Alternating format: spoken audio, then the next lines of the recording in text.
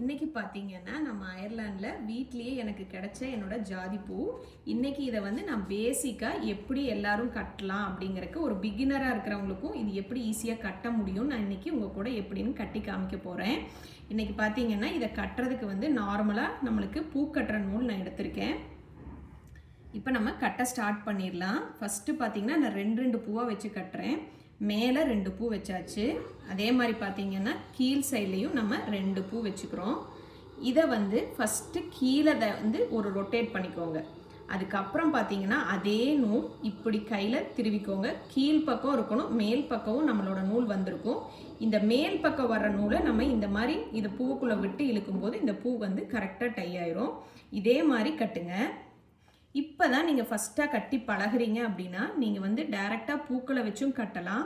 இல்லைன்னா இலைகளை வச்சு முதல்ல இந்த மாதிரி கட்டி ட்ரை பண்ணி பாருங்கள். கீழே வந்து 2 பூ, மேலேயும் 2 பூ. நீங்கள் எவ்வளோ வேணாலும் வச்சுக்கலாம். உங்களுக்கு ரொம்ப பூ அடர்த்தியெல்லாம் வேணும்னா நீங்கள் 4-5 கூட வச்சு கட்டலாம். ஆனால் ஃபஸ்ட்டு கட்டி பழகும்போது நம்ம இப்படி கட்டுறது ரொம்ப நல்லாயிருக்கும். ஸோ இந்த 2 இங்கே பார்த்தீங்கன்னா தெரியும். இந்த மாதிரி எடுத்து பூவை நல்லா இறுக்கமாக இந்த இடத்துல நீங்கள் நல்லா ரொட்டேட் பண்ணிவிட்டு அதுக்கப்புறம் நீங்கள் இந்த நாட் பண்ணிங்கன்னா பூ நல்லா இறுக்கமாக நம்மளால் கட்ட முடியும். டைட்டாக இருந்ததுன்னா நம்மளுக்கு நல்லா கட்டினது வந்து ரொம்ப அழகாக இருக்கும்.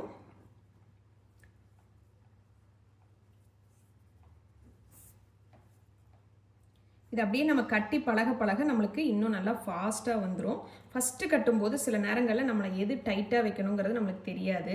இங்கே பாருங்கள், கீழே நல்லா ரொட்டேட் பண்ணி பூவை நல்லா நகர்த்திட்டு அதுக்கப்புறம் இந்த நூலை எடுத்து நீங்கள் இந்த மாதிரி பின்னுனீங்க அப்படின்னா நம்ம பூ பாருங்கள் நல்லா இப்படி டைட்டாக கட்ட முடியும். நான் இன்னமும் கொஞ்சம் கட்டுறேன், நீங்கள் பாருங்கள். அதே மாதிரி நீங்கள் கட்டி ட்ரை பண்ணிவிட்டு உங்களுக்கு இது மாதிரி நல்லா டைட்டாக வந்ததா அப்படின்னு மறக்காமல் கமெண்ட் பண்ணுங்கள். கீழே 2 பூ, அதே மாதிரி மேலே 2 பூ தான் நான் வைக்கிறேன். இதை ஒரு தடவை ரொட்டேட் பண்ணிவிட்டு இதை இப்படி இதே கீழ் நூலையே எடுத்து கீழையும் மேலேயும் சேர்த்து நம்ம இந்த மாதிரி ஒரு முடிச்ச போட்டோம்னா நம்மளோட பூ பாருங்கள் நல்லா கட்டிடலாம். இதே மாதிரி நீங்கள் எவ்வளோ பூக்கள் இருந்தாலும் நம்ம ஃபாஸ்ட்டாக இதை கட்டி முடிச்சிடலாம். இங்கே பாருங்கள், பூக்கள் வந்து முதல் டைம் கட்டும்போது கொஞ்சம் கடினமாக தெரியும். அதுக்கப்புறம் பார்த்தீங்கன்னா நம்ம நல்லா இந்த மாதிரி பூக்களை அழகாக கட்டிடலாம்.